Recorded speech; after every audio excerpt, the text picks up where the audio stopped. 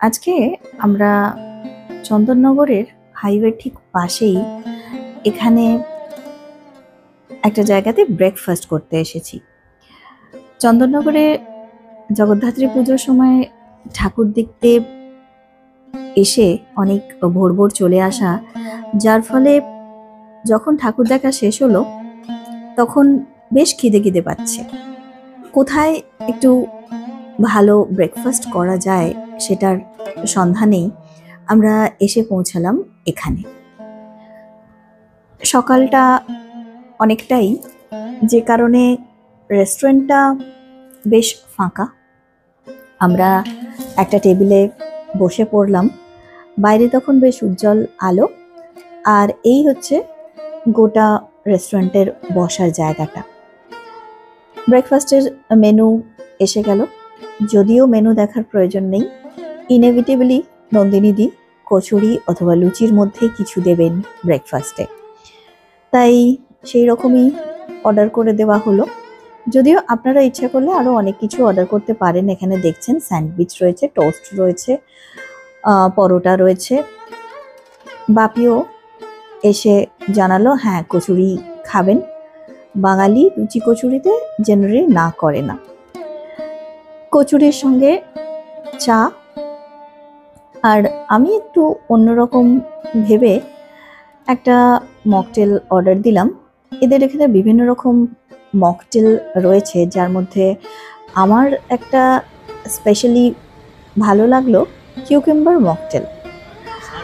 আগে কখনো খাইনি, তাই ভাবলাম ওটাই একটু ট্রাই করা যাবে।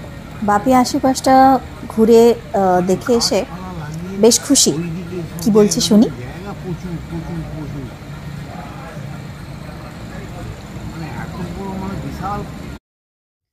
চারিদিকে বিশাল জায়গা, আর এখানের অ্যাম্বিয়েন্সটাও বেশ ভালো। আমার মকটেলটাই কেন জানি না সবার আগে দিয়ে গেছে। বেশ ভালোই লাগছে, একটা লম্বা স্লাইস করে কাটা শসা কিউকাম্বার মকটেলের মধ্যে। স্মেলটা খুব রিফ্রেশিং। নন্দিনীদি অপেক্ষা করছে কখন যে কচুরি আসবে, আর আমার তো ফোন অলওয়েজ অন, সবসময় বাজছে। আমিও ভাবছি ব্রেকফাস্টটা করেই এটা খাওয়া উচিত, কিন্তু এতক্ষণ এটা সামনে নিয়ে বসে থাকাটাও, ততক্ষণে একটু ঘুরে আসা যাক। যতক্ষণ এখানে টেবিলে খাবার দাবার আসবে ততক্ষণ বাপি বলল আশেপাশে বেশ দেখার জায়গা রয়েছে, ওদিকে আরও বসার জায়গা এবং খুব সুন্দর গাছপালা ইত্যাদি, নাকি ভীষণ ভালো চারিদিকটা। তো এখন যেহেতু কচুরি এসে পৌঁছায়নি, ওয়েট করাচ্ছে, চলুন আমরা একবার ঘুরে দেখে নিই কীরকম এর চারপাশের পরিবেশ। রেস্টুরেন্ট থেকে বেরিয়েই এরকম একটা রাস্তার মধ্যে দিয়ে দুপাশে খুব সুন্দর করে গাছ দিয়ে সাজানো। এখানে ছোট্ট একটা বাচ্চাদের জন্য খেলার জায়গা। বাচ্চারা এলে নিশ্চয়ই খুব খুশি হবে এরকম একটা প্লে স্টেশন পেয়ে। তার ঠিক পাশ দিয়েই রাস্তাটা গিয়ে উঠেছে, ওখানে আরও একটা বেশ বসার জায়গা, এবং সেখানেও খুব সম্ভবত খাওয়া দাওয়ার জন্যেই সেই জায়গাটা ব্যবহার করা হয়। এদিকেই এনাদের কিচেনটা, এবং এই যে এখানটাও একটা বসার জায়গা, এখানেও বসে খাওয়া যায়, খুব সুন্দর শেড করা। আর তার ঠিক পাশেই আমরা দেখলাম, যেটা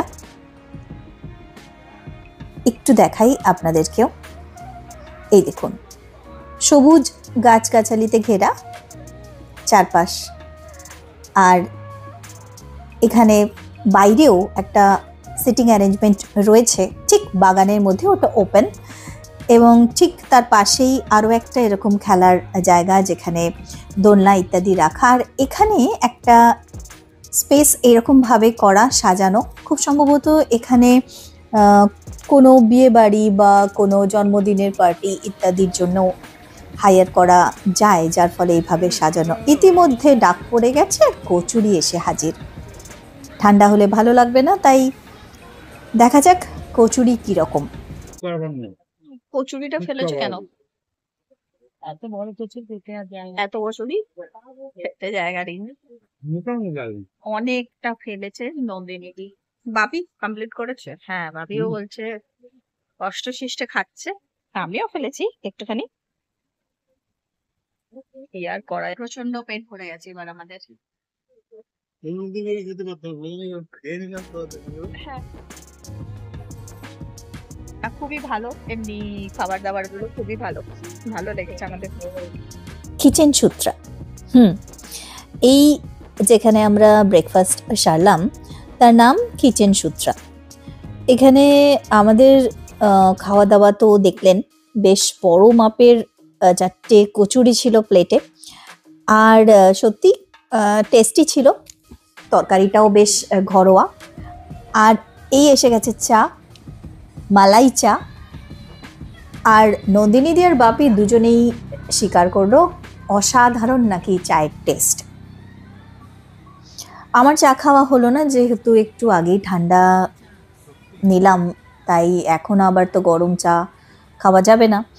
কিন্তু বাপি আর নন্দিনীদি দুজনেই বলছে আমি নাকি বিরাট মিস করলাম, চাটা নাকি দারুণ ভালো। তো আবার একদিন না হয় চা খেতেই আসা যাবে, সবটা একদিনে কি লাভ, তাই না? যতক্ষণ বাপি আর নন্দিনীদি চা খাচ্ছেন ততক্ষণ আমরা চলুন একটু সামনেটা ঘুরে দেখি। ঠিক পাশেই এখানে ছোট্ট একটা পুলের মতো, আর এই জলের মধ্যে দেখুন কত মাছ খেলা করছে, বেশ বড় বড় রঙিন মাছ, কিন্তু দেখতে খুব ভালো লাগছে। সকালের রোদ এসে এই জলে পড়েছে, আর চারপাশের পরিবেশটাও বেশ নিরিবিলি, খুব শান্ত স্নিগ্ধ চারিপাশ। আর খাওয়া দাওয়াটাও বেশ ভালোই হয়েছে বলে মনটাও বেশ ফুরফুরে লাগছে। সেই সঙ্গে এখানে ছবি তোলার জন্য বেশ পিকচারেস্ক জায়গাটা। আপনারা যদি মনে করেন চন্দননগরের দিকে কখনো আসেন, তাহলে আসতে পারেন এই কিচেন সূত্রাতে, অবশ্যই ভালো লাগবে। এবং একটু সময় এখানে কাটালে, একটু কিছু ছোট্ট করে খেলে, আশা করি সময়টা খারাপ কাটবে না। ভালো থাকবেন সকলে, টাটা।